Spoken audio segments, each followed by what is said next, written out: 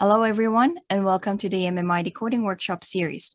Our instructor for today is MacKenzie Wilke. She is a graduate student in the Department of Biochemistry and Medical Genetics at the University of Manitoba, supervised by Dr. Britt Drögemöller. Today's workshop is going to provide the basic set of instructions on drug repurposing analysis and how to visualize antiviral drug repurposing data from CLUE using ggplot2 package in R.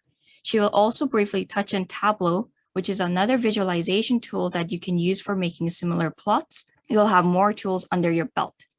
All right, MacKenzie, the floor is yours. Okay, thank you so much, Grace, for that introduction. All right, so I'm going to be starting now, and we'll be kind of going to our studio on Tableau from PowerPoint, but we're going to start off here. So just another note to make is that these workshops are being recorded and they'll be posted to YouTube. And the question and answer period at the very end of the workshop will not be recorded. So for the last 3 workshops that you guys have done, you've really gotten a good introduction to R. And in the first one, Grace took you guys through just an introduction. So she went through R Studio, how to make a simple R script, as well as how to make an R markdown. And so I've provided today the code that you would just put into R, but I've also tried to make you guys an R markdown PDF. So if you find that more helpful to follow along with, you can also use that in future studies. And then the next workshop was led by Molly Pratt, and she was really showing you guys how to tidy data in R. So transforming and combining your data. And then last week, Samantha Lee took you guys through visualizing your data in R, using the most common package to do that of ggplot2. So for this workshop, I kind of want to combine all three of these workshop aspects and kind of use it to see how we could visualize drug repurposing data from CLUE, and then kind of work through from CLUE what our experimental questions might be and how we can visualize that into something that's both publication and presentation ready. And so I'll go now into our objectives for today's workshop. So the first learning objective is going to be to understand what drug repurposing analyses are, and also how to use it as a tool for host pathogen data. So we'll be going over this in future slides, but I'm going to be using some data from an article that is using CLUE to find antivirals. So we're kind of using that human virus data, but it can definitely be used for a lot of other things as well. And then we're going to be creating a basic plot in R to visualize these results. And these are going to be based on specific questions that we may want to answer or visualize. Then we're going to refine the plot for specific colors, shapes, and sizes. And this is really just the customization step, but it's the step that I find can be the most involved actually, but also the most fun when you finally get it looking how you want. So that's going to be for number 3. And then for 4, I want to show you guys using this package, which we'll talk about, called CalPlot. I think you guys learned a little bit about it last week with Samantha, but I want to just show you guys how to use it to combine multiple plots in R and also different kinds of plots as well, because I know that can sometimes be hard using just ggplot2. And I want to show you guys how to output that as a file to your desktop.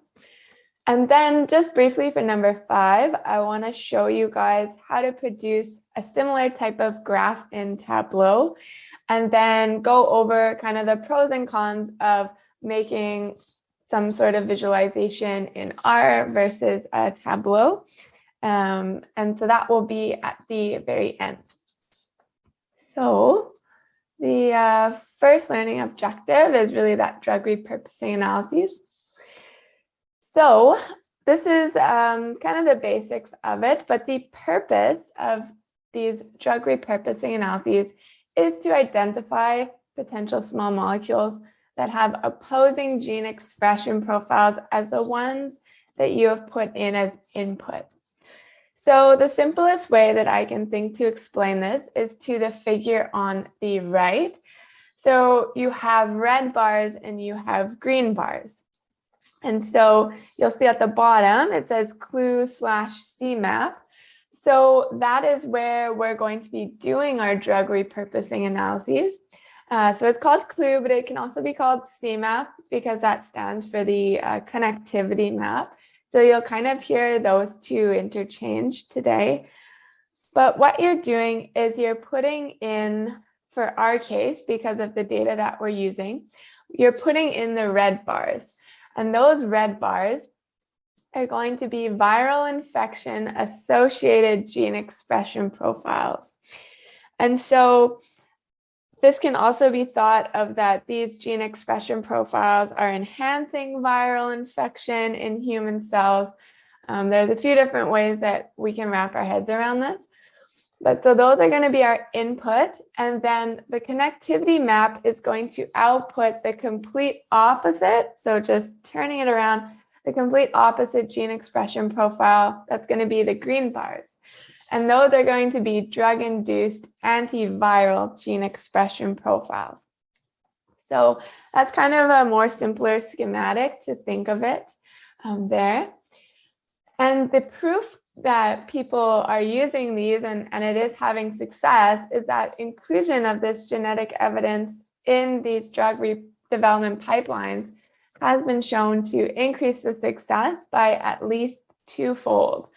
So this is really because a lot of the small molecules that you may see while doing these analyses are already kind of FDA approved compounds. So they've gone through their toxicity analyses, they kind of know what their adverse drug reactions are. So it really speeds up the process in terms of time and money.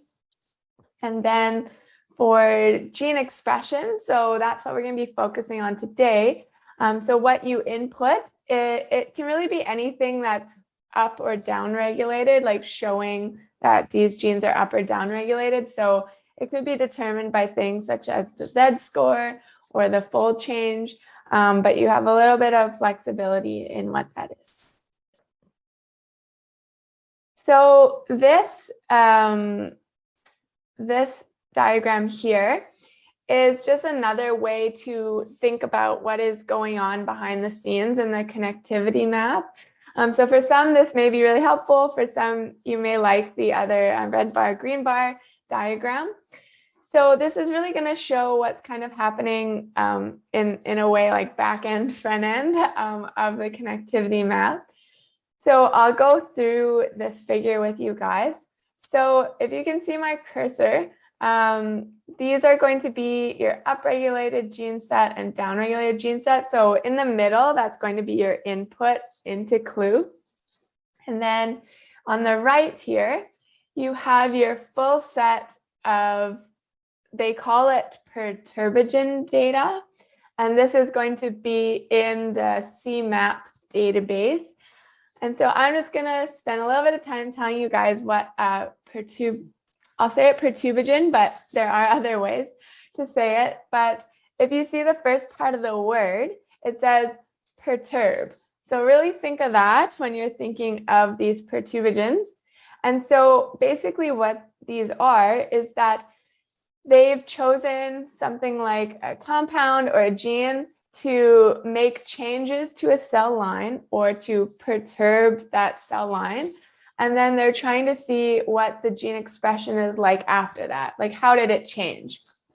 So you'll see later, but a perturbogen can be a few different things. So you saw before, it could be a small molecule or a compound. So this can sometimes be an already FDA approved drug, but it can also be something like a biologic as well.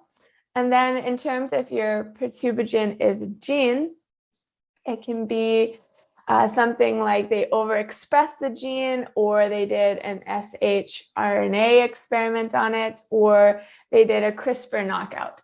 So those are going to be your most common types of perturbagens that you're going to see in terms of genes.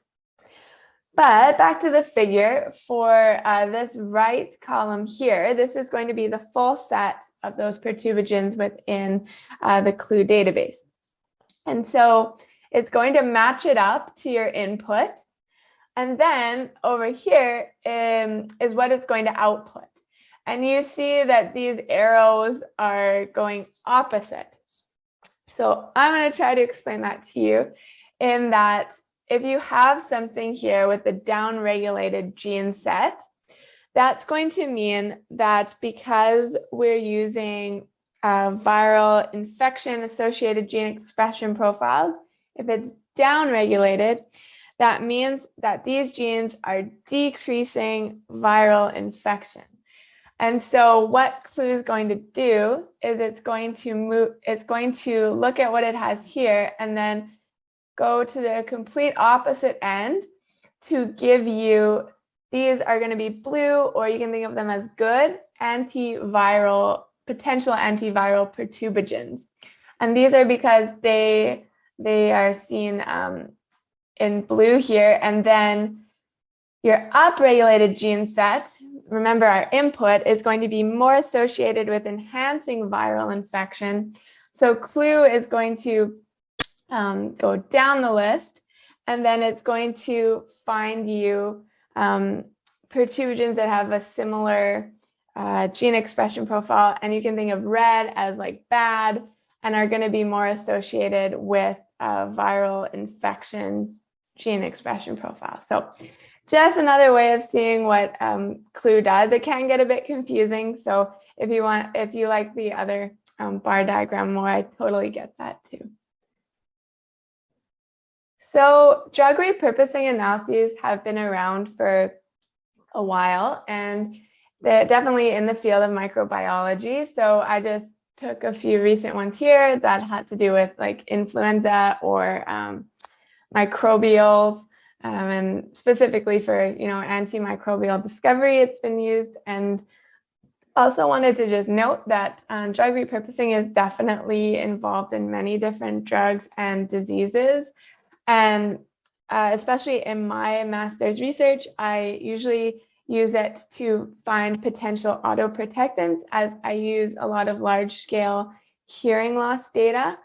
So there's definitely, even if you learn it for just one field, it's definitely applicable across many different types. The skills are very transferable. So now I'm just going to go a bit into what CLUE is.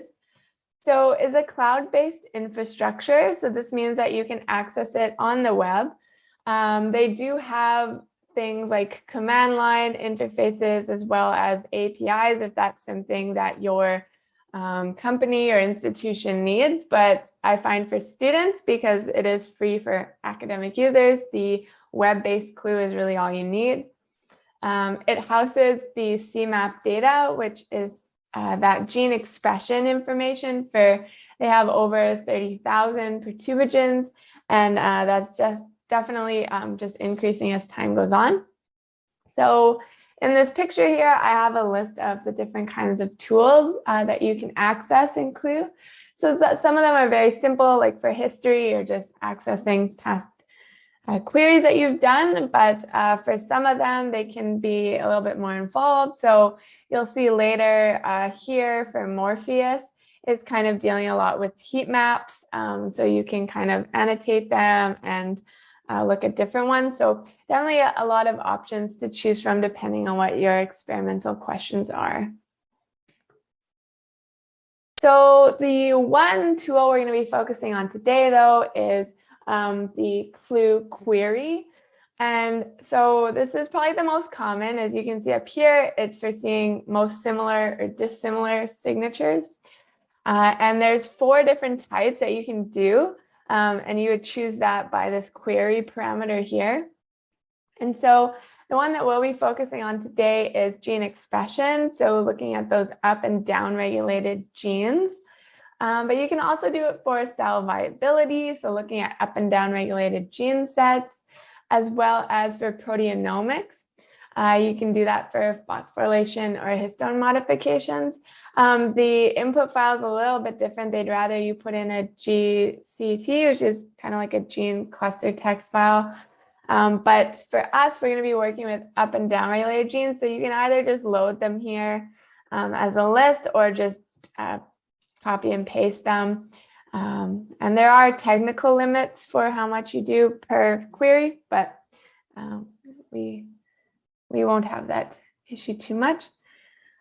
So for the article that I'm basing the Excel sheet data on, it's from Jusset et al. And basically their method was they used viral infected human cells to obtain a list of differentially expressed genes. And so they were doing this via fold change. And so for them, their hypothesis was that perturbagens in CMAP with an opposite gene expression to the input, they may be candidate antivirals. So that's what we're going to be using as our data source. And so in Supplementary Table 5, if you go to the article, they have a list of up and down regulated genes that they use as input into CLUE query. But as this experiment was done in a previous version of CLUE, I did have to put in 2 other downregulated genes. So if you're trying this yourself, just keep that in mind. And this is just because the requirements for the input have changed in terms of technical limits. So that's just a note. For the file, I was using an arbitrary cutoff of 0.77 for the connectivity score, which we'll get into. And I just want to reiterate that this is for learning purposes and definitely not to replicate the study's results. So this is kind of what it looks like when I did my CLUE query for the data set. So I labeled it here, I chose gene expression, and then I copied and pasted the up and down regulated genes here. And I can see that they were all valid by this little check mark on the side here. And so when you press submit, it's going to take a little bit of time, but you get 2 outputs. One is going to be a gene set enrichment analysis results, and then the second is going to be query results, and the second of which is going to be the data we'll be working with. But I just wanted to go through a little bit of what you might see when you run this yourself. So you'll see CLUE Morpheus here, so kind of that heat map idea going on. So first you're going to have perturbagen type. And so if you remember, I was saying it could be like compounds, as you see by CP here, it could be shRNA, as seen by the SH. So that's kind of what those are going to mean for you. And then the second is going to be the median connectivity score. So I'm going to explain this briefly, but basically this score is on a scale from 1 to -1. And so how we can think of it for today is that the perturbagens that have a score of -1 are going to be our antivirals. And this is because -1 is going to be the most dissimilar to our input. So in terms of gene expression profile. So you can think of it as that. And then the perturbagens that are at the 1 side of our score are going to be our perturbagens that are enhancing viral infection because they're 1, because they're most similar to our input.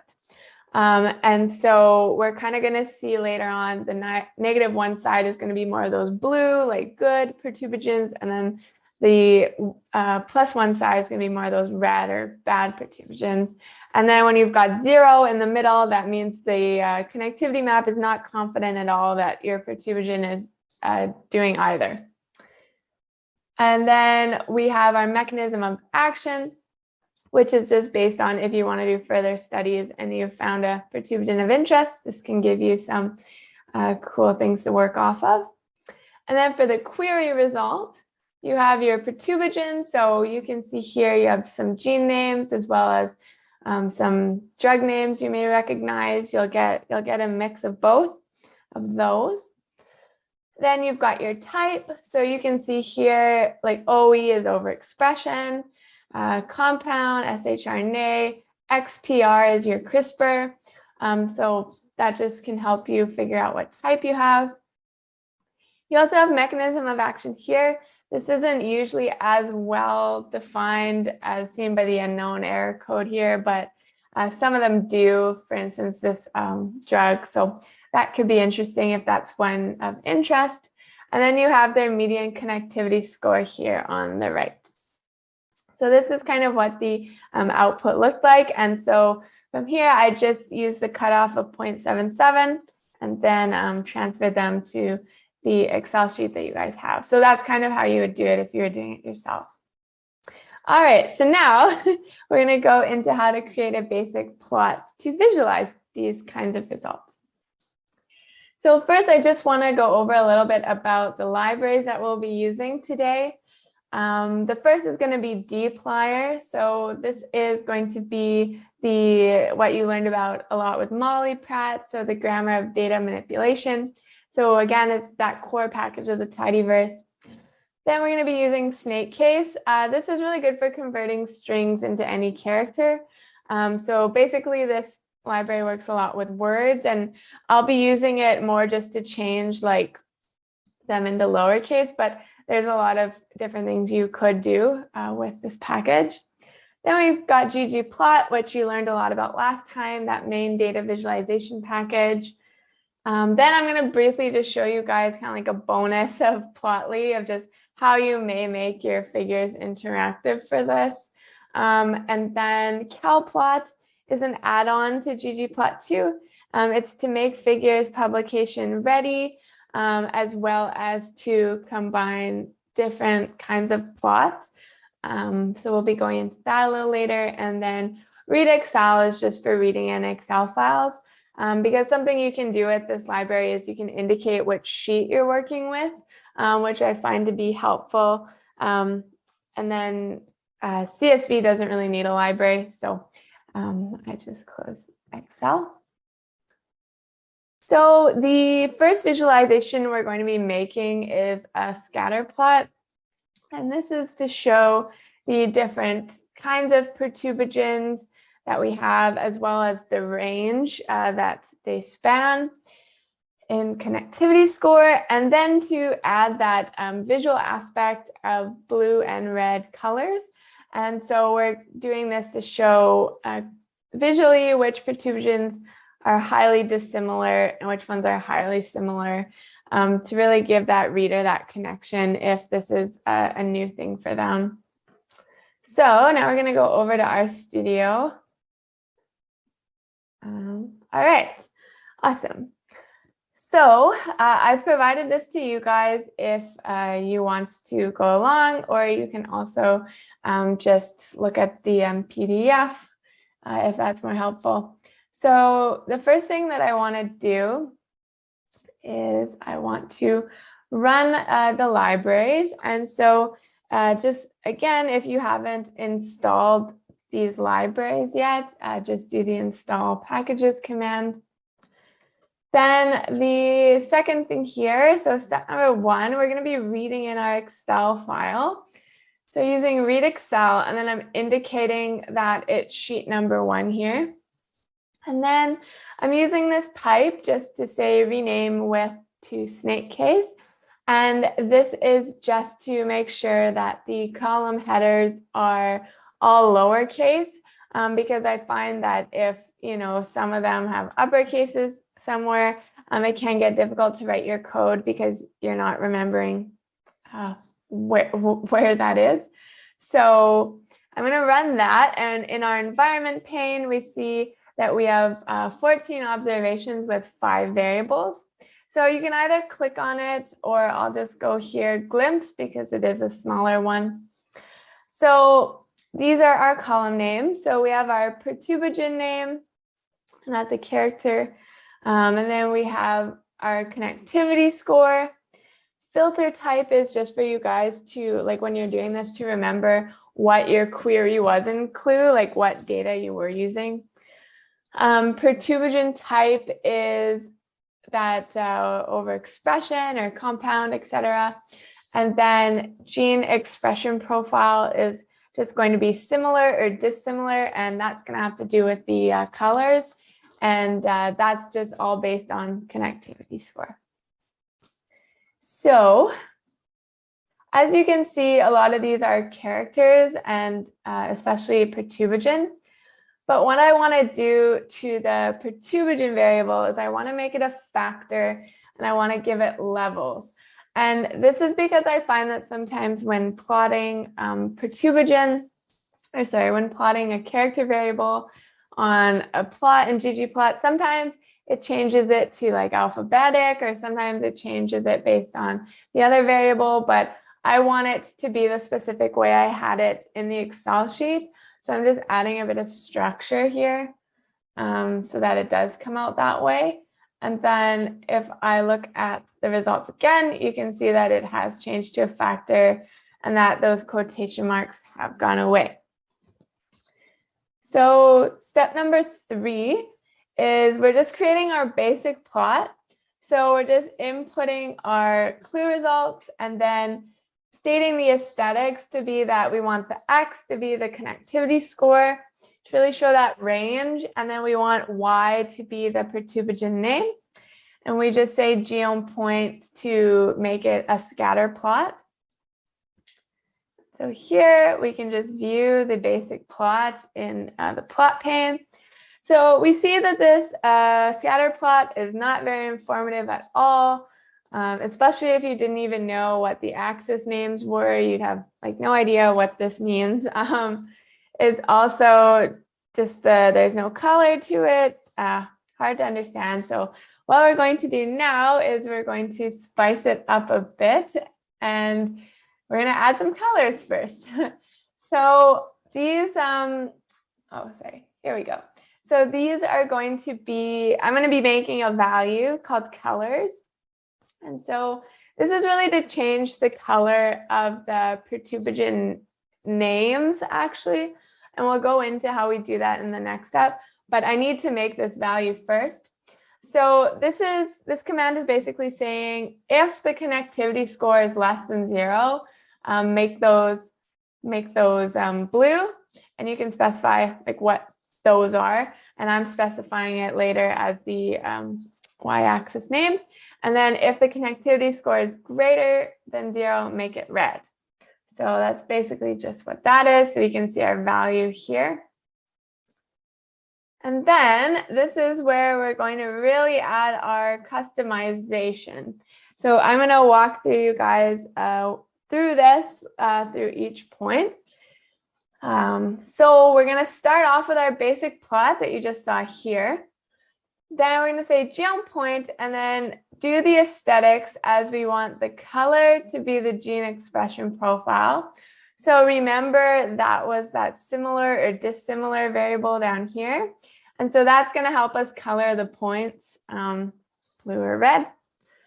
Then for shape and size, we're going to say that those are the perturbagen types. So what I want to do to visualize which perturbagens are which type is to make them different shapes based on their type. And I want to have control over that as well as control over the size of those points. So that's what I'm going to say for a geom point. Then theme calplot. So I guess this might be in a way similar to, I know Samantha did a theme BW, but this is a little bit different in that it doesn't just make the background of the graph white. It just really makes your figure look really nice and like, I would say like very much like a publication figure. And so it really like just sharpens the text, makes the background really nice and white and just everything. And so you'll be able to see what that looks like once I run it. But I find it really helpful command. Then we're adding just a title, and then we're labeling the X and Y axes here to what we'd like. And then here we're just setting the X limits to -1 to 1. And so that's just to show that full broad range, and it helps the reader to see more of the pattern of the perturbagen scores. So now we're kind of going into theme. And so for theme, this is really where you're going to be looking at things like your title or your axis labels or legend titles and just kind of changing those up. So the first one here is I'm just taking the plot title, changing the size, and then justifying it into the middle, which is like HJust there. And then for the y-axis text, this is where I'm really bringing in that value we made here. So this is where I'm bringing in that value colors we made. And so here I'm saying I want the color of the text to be based on that value. So that's going to add kind of a really cool visual element to our scatter plot. Here, I'm just making the legend title to be bold. And then this is where I'm going to specify what I want each perturbagen type shape to be. So for R, they have a whole bunch of different numbers corresponding to different shapes. So for instance, like 19 is a circle, or a filled circle at that. So I'm just really having control over, for each type of perturbagen, what I want that shape to be. And there's 4 different types from our data, so that's why I'm choosing 4 here. For scale color manual, this is where I'm saying I want the points if they say they're dissimilar to be blue, if they're similar to be red. And then here for scale size manual, this is just me having control over the size of the shapes. And so usually I find 3 is good, but some shapes can be a bit smaller than others. So that's why I'm just saying 4 here. And I have to do that for each of the points. So 4 lining up with 4 values. And then lastly, just for the guides here, these are really just for me to tweak the legend a bit. So because shape and size is for perturbagen type, I put them both here. But this is just making sure that the label for this part of the legend is going to be perturbagen type without any underscores and capitalized. And then because color is the only thing guiding the gene expression profile, I just have to put that in once to see what I want the legend to look like. So I'm going to run all this, and then we're going to see what it looks like. And we will see it better in PowerPoint, but I'll show you briefly here first. So I'll just move this out here a bit. May take a little bit to bounce back. There we go. So you'll see it better in the PowerPoint, but this is basically what it's going to look like. I just wanted to show you here, if you put in ggplotly and then your plot name, something that's kind of cool because they work together is like, let's say you run this. Something that it does is it kind of makes it interactive now. So if you like hover your cursor over it, you can see like a few different things about it. I know it's compressed here, but this could be cool depending on the type of like experimental question or kind of the format that you want to present your results in. So I just thought I'd show you guys that cool trick. So I'll go back to PowerPoint now. I'll just go to here. So this is what our final figure looks like for the scatter plot. So looks a lot better to me than the basic one. So this is a lot more informative, as we can see that these red perturbagens are the ones that are going to be closer to 1, and they're going to be red because they're similar to our viral infection kind of profiles that we put in. And then we can see here for the blue or the good, we can see that these are our potential antivirals, as well as we can see what the kind of perturbagen type each of these is, just very clearly through the legend. So what I wanted to highlight here is usually what you would do once you have this is you would look at the potential antiviral perturbagens and kind of just like do a literature search to see if they are associated with antiviral properties. And that's usually what you would do once you get your CLUE results.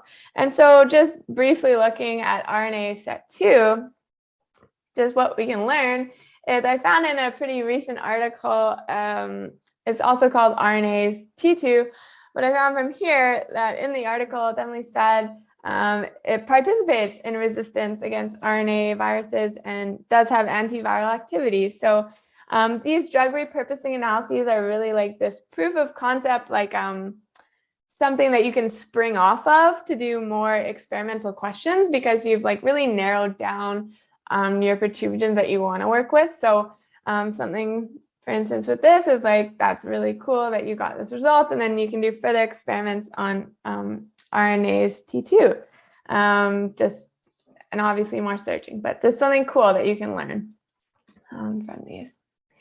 So now we're going to go into step 4, which is combining multiple plots in R as well as different kinds and outputting that as a file. So the different kind of plot that I'm going to make now is going to be a bar plot.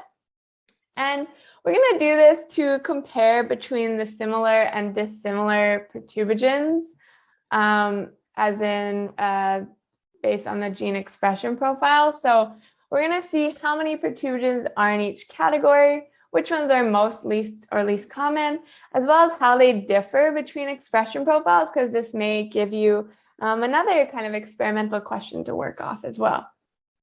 So I'm going to go over to our studio again. Here we go. So the first thing that I'm going to be doing is I'm going to be making this our results into dissimilar or similar perturbagens. And I'm going to be using the filter to just say connectivity score less than 0. That will give us our dissimilar ones and similar with the other. So now you can see these in our data pane. Then I'm going to just be making a basic bar graph. So first I'm going to be doing it for the dissimilar ones. And I'm going to say the aesthetics are that X is perturbagen type. And then the fill is going to be perturbagen. And that's just, fill is kind of like another word for like color. And this is just going to kind of fill in the bar chart and make it colorful. And then geom bar. I'm going to run that, and then we're just going to see what that looks like here. So this is kind of what it would look like. So not the best looking graph, the colors aren't super nice, and it's like informative, but it could definitely be more informative. So we're going to again spice it up a bit here. So we're going to put in our basic bar graph, geom bar. We're going to use that theme cal plot again. We're going to give it a title with GG title, label the X and Y labels with what we want. And then again, we're just going to be using theme here to specify the size and center the title, as well as bold the legend title. And then here with scale, fill, Veridis, this is going to just change the color palette of this bar plot a bit, and I find that this color palette is really good if you are wanting to be sensitive to the audiences that have color blindness. But also I just think that the colors are better than their default ones. So I'm going to run that, and then we're going to see what that looks like. We're going to see what it looks like more in detail on the PowerPoint, but just so that you get an idea, this is what it's going to look like. But then again, I just want to show you with ggplotly, if you do run this, you can kind of have that interactive version of it here. So, and then I will do this here for similar, and then we will go back to PowerPoint to just see how they look. So this is going to be the perturbagens inducing dissimilar gene expression profiles. And so you see our RNA set here with the SH loss of function. And then this is going to be for the similar ones. And so from these, what we can learn is that for the dissimilar ones, we find the most common perturbagen is a compound. And then we find that there's less perturbagens and 3 different types. Whereas with the similar ones, we find the most common is shRNA, loss of function. And then we find that there's more perturbagens as well as more types. So this is just another way we can visualize that. So what I'm going to do is just go to R one more time for the final step. So we're going to be using CalPlot via plot grid. And so what we're going to be doing first is how I want this to look is I want it to be the scatter plot on top in the middle, and then I want the 2 bar plots to be at the bottom, and I want the dissimilar and similar bar plots to be beneath their points. So in order to achieve that, I'm going to make something called bottom row. And so with plot grid, I'm going to put these 2 bar plots here because the order really matters with plot grid. And then I'm going to give them labels and then size the labels. And then using plot grid again, I'm going to use our scatter plot as our first input, then do bottom row, and then give the scatter plot a label of 1. And then I'm going to say n column equals 1, and that's just to kind of like give 1 column, and it will look really nice and centered. But you can also do n row equals x, and that will like give you a certain number of rows, so you can really play around with it. But we're going to see how this looks on PowerPoint. But this is how you would save it with GG save. And so for this, I saved it as a PDF, but you can save it as like a PNG or a TIFF. You can play around with the height and the width because this is going to be kind of a very wide graph. And then your DPI can be played around with as well, because I find most people want a DPI of 300 for online presentations. So you can play around with them here. So this is how your final graph or figure would look.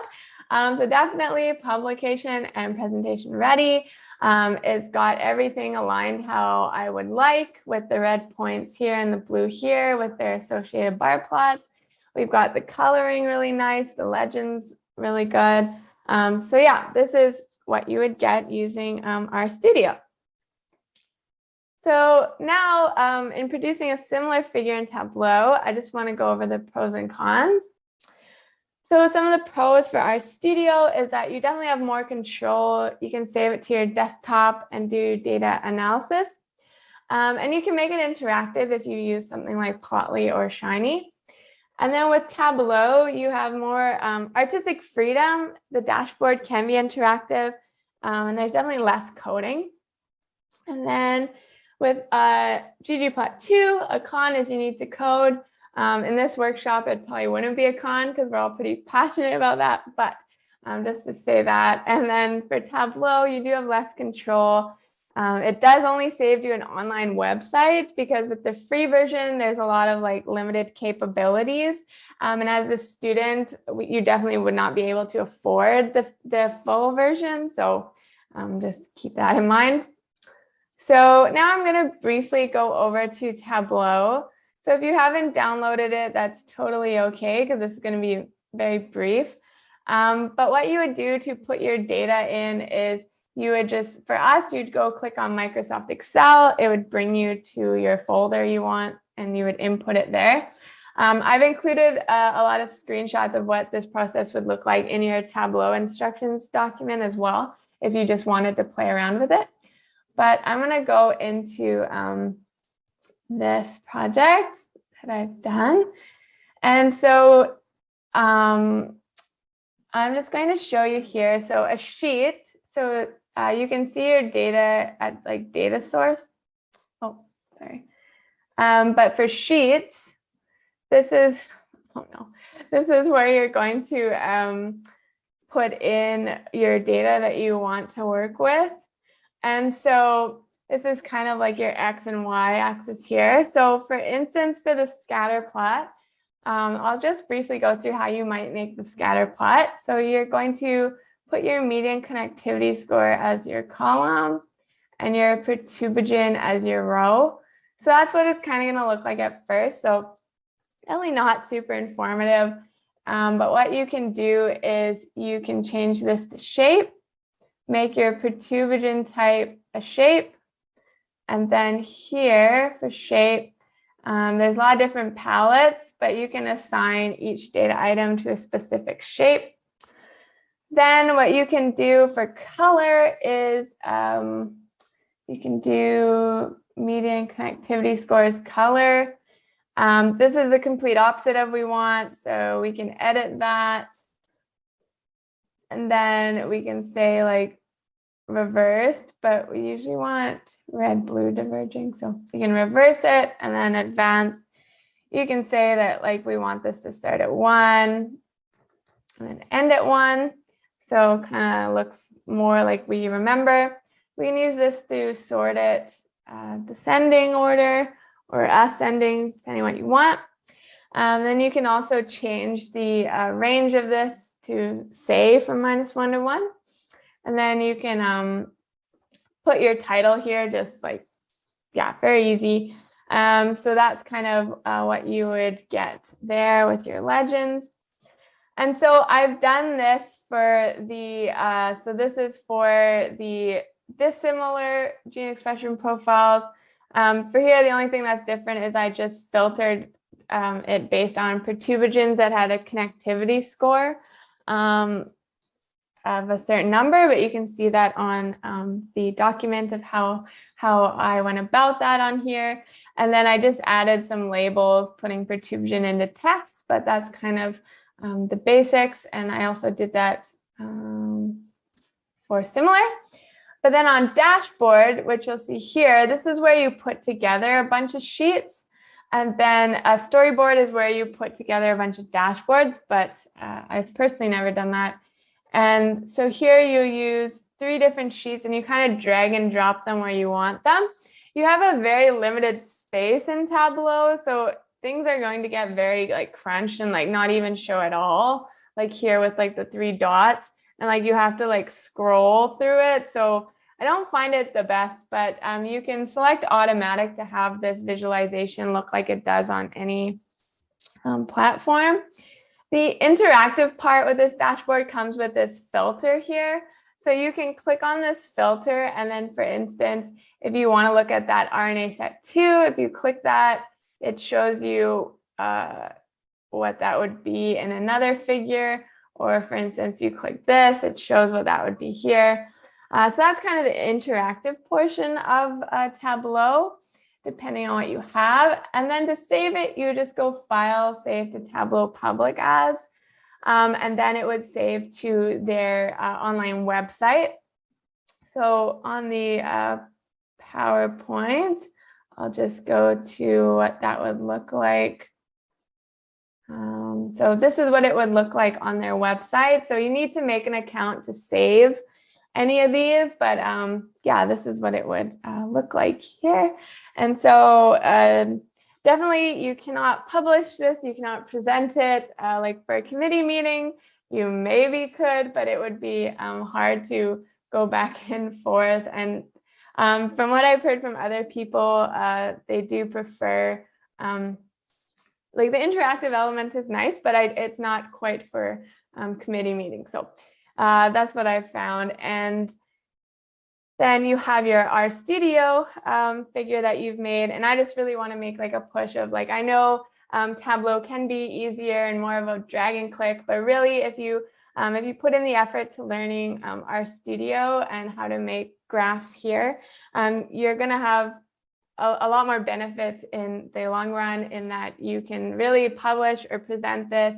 You have so much more control over it, and you can just make it look exactly how you'd like with just coding. So just to put that in there, I've put some resources here that may be helpful for like Clue or CMAP, ggplot, CalPlot, Tableau. And then just a few videos I've also included for drug repurposing, because Clue is actually kind of like a project of the Broad Institute. So if you go there, they have some good resources there as well. And just the Clue website in general is very helpful. I've used it a lot. So thank you all so much for listening.